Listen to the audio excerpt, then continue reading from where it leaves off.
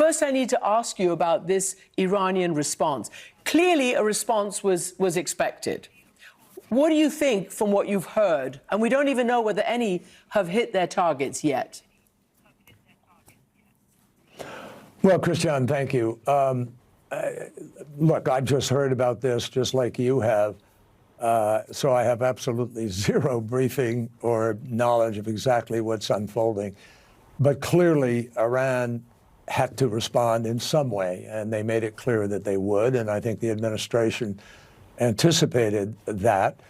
The real question now is, what's the impact? How big is this a serious effort to counter in a warlike way, or is it a message? Is it a sort of message sender? And then people will work in good faith to try to get to the diplomatic table. I mean, what's important to remember here is there's no military solution to this.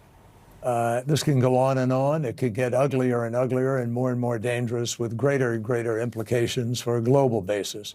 This is very dangerous. My hope is that this is more performative than consequential, and that it will satisfy their need to be able to respond.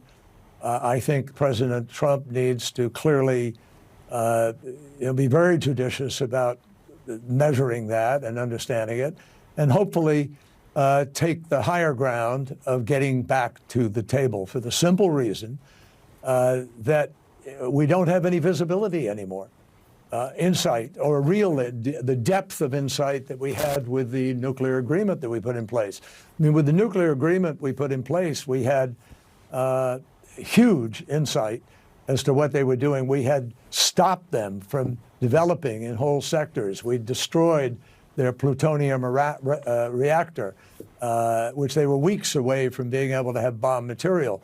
We were able to have, tens of thousands of centrifuges destroyed. We required them to destroy the core of what existed in Fort L, and they did. They dismantled under watchful eyes from the international community.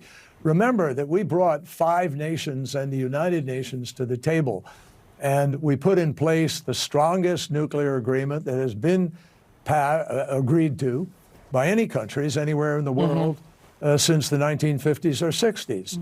And so we just need to get to a negotiation in order to be able to really solve this problem.